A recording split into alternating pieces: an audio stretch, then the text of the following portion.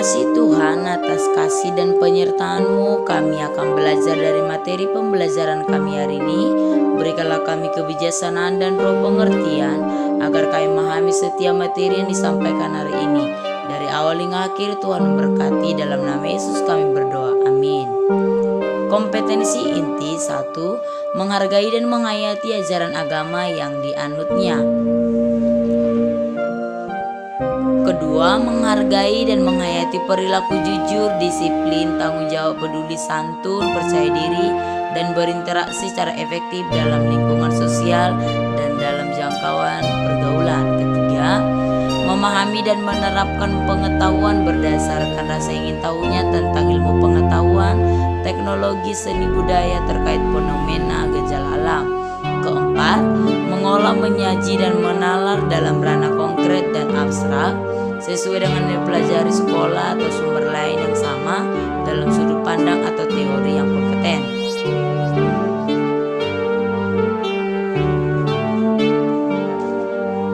Kompetensi dasar yaitu 1. Menjelaskan karya Allah melalui perubahan-perubahan baru yang dihadirkan gereja di tengah-tengah dunia.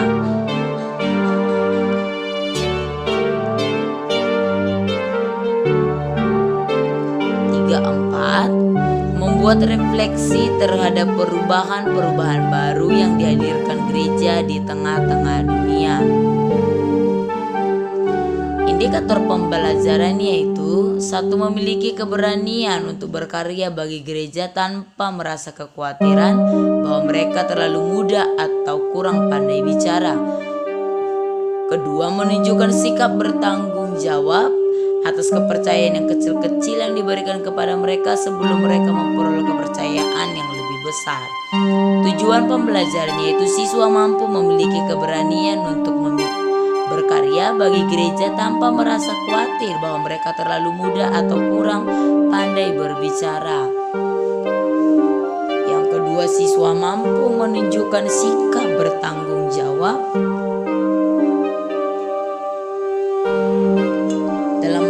kecil dan mereka percaya untuk mengerjakan hal yang besar. Materi pembelajaran kita yaitu gereja dan orang muda belajar dari tokoh Alkitab. Pandangan tentang gereja di masa sekarang, remaja lebih suka melakukan hal-hal yang lebih menarik daripada gereja yang membahas khotbah yang tidak berkaitan dengan masalah orang muda. Pandangan tentang gereja pada umumnya bukanlah tempat menyenangkan pikiran remaja. Kebanyakan bangku gereja dipenuhi oleh orang tua bahkan lansia.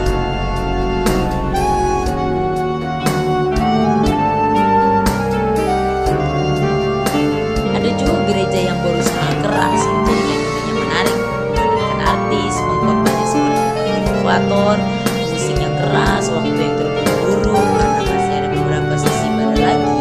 Ibadahnya sebagai konser, seperti konser, mimpinya seperti artis. Agama seringkali menciptakan rasa takut akan berkalah, takut akan kompas pribadi kita sendiri, takut akan hal-hal yang tidak suci.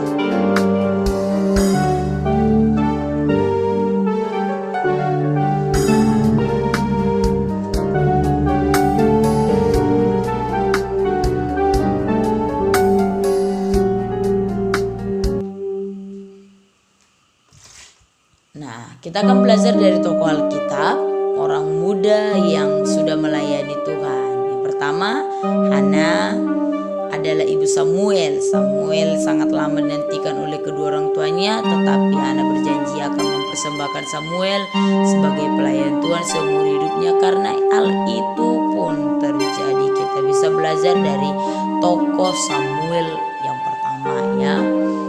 Kenapa? Karena Samuel dari sejak kecil sudah melayani Tuhan. Nah, tokoh yang kedua yang bisa kita teladani yaitu Daud. Daud adalah anak bungsu atau anak ke-8 dari Isai. Sewaktu Allah meminta Samuel untuk pergi kepada Isai, yakni mau memilih raja untuk Israel, Daud sebagai gembala domba Dan Daud itu memiliki fisiknya tidak sama dengan kakak-kakaknya yang keperawakannya sangat bagus.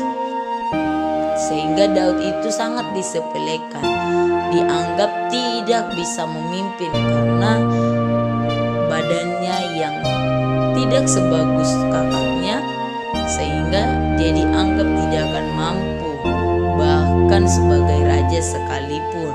Sedangkan untuk memimpin dalam peperangan pun dia sepertinya tidak layak. Tapi Allah bertindak lain, bahwa Daud sejak dari mudanya sudah dipakai oleh Allah, walaupun dia hanya seorang pengembala, tapi sudah dipakai oleh Allah menjadi orang yang besar, itu menjadi raja orang Israel yang mampu memimpin rakyat yang besar. Dari sisi kehidupan Daud bisa melihat bahwa orang muda tidak ada halangan untuk menjadi pemimpin. Yang ketiga, kita belajar dari Andreas. Andreas ketika mengetahui tentang Yesus dan Andreas menjadi murid Yesus, dia tidak tinggal diam, tetapi dia memberitahukan kepada Petrus tentang Yesus, sehingga Petrus juga menjadi murid daripada Yesus. Andreas tidak menginginkan bahwa hanya dirinya sendiri yang akan menjadi pemimpin atau akan menjadi orang yang besar, tapi dia memberitahukan kepada saudara-saudaranya supaya banyak yang mengikuti jejaknya menjadi pemimpin besar seperti yang akan diberikan oleh Yesus kepadanya, dan dia dapat melakoninya. Nah, yang berikutnya kita bisa melihat tokoh yang paling sering kita baca di dalam Perjanjian Baru, yang dari orang yang berdosa, yaitu Paulus. Paulus yang dulunya menganiaya pengikut Kristus telah berubah menjadi pelayan Tuhan seumur hidupnya. Dia mengabarkan Injil keselamatan kepada banyak orang. Dulunya Paulus menganiaya orang-orang Kristen dan tidak menginginkan kehadiran orang-orang Kristen dalam kehidupan dia. Dia berkata bahwa yang mengikut Yesus itu adalah semuanya adalah orang-orang yang munafik. Nah, tapi ketika Yesus menjamah hati daripada Paulus, ketika hal itu sudah didengarkan dan dilihat bagaimana tindakan daripada Paulus, Yesus langsung menjamah hati Paulus, dan mulai saat itu Paulus menjadi orang yang takut akan Tuhan. Bahkan dia memberikan seluruh kehidupannya sampai dia meninggal untuk kemuliaan nama Tuhan. Nah, yang berikutnya kita bisa belajar juga dari Timotius yang memiliki badan yang sangat kecil. Sejak kecil Timotius sudah rajin beribadah, berdoa, dan membaca Alkitab. Ia dididik oleh ibu dan neneknya, yang pada akhirnya Timotius sungguh-sungguh melayani Tuhan sejak usia yang masih sangat muda.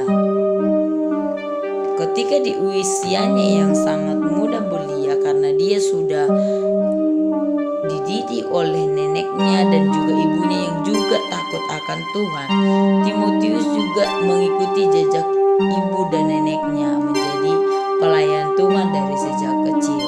Dia adalah anak yang berbakti kepada orang tua, bahkan juga berbakti kepada Tuhan.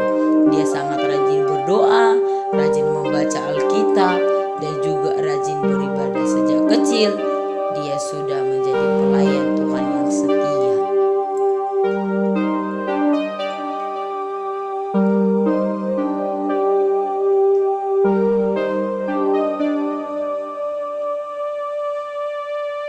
Dari jejak Timotius kita bisa melihat bahwa kehidupan orang tidak ditentukan sejak kapan dia sudah bisa melayani Tuhan,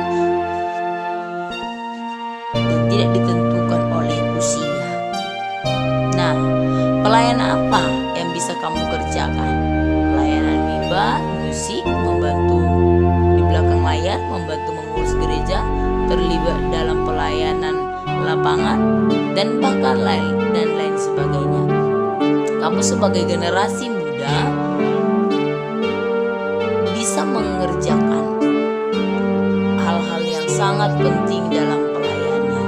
Ambil pelayananmu sebagai orang yang muda, yang berkreatif, yang memiliki kreasi yang sangat indah dan besar, yang mampu kamu tunjukkan dalam pelayananmu di gereja kamu masing-masing.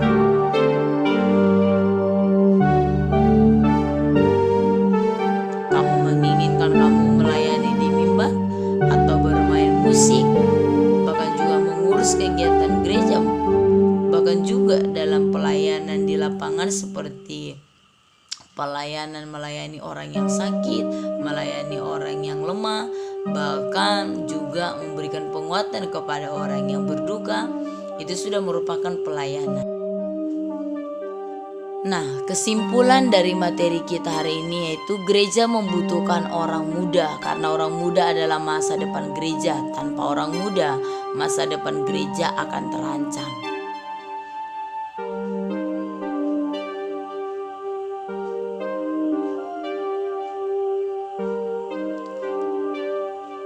Orang muda sudah harus belajar, bahkan sejak sekarang, untuk terlibat dalam berbagai urusan gereja sebagai sarana mereka untuk melatih diri, untuk menjalankan tugas kepemimpinan gereja untuk masa depan.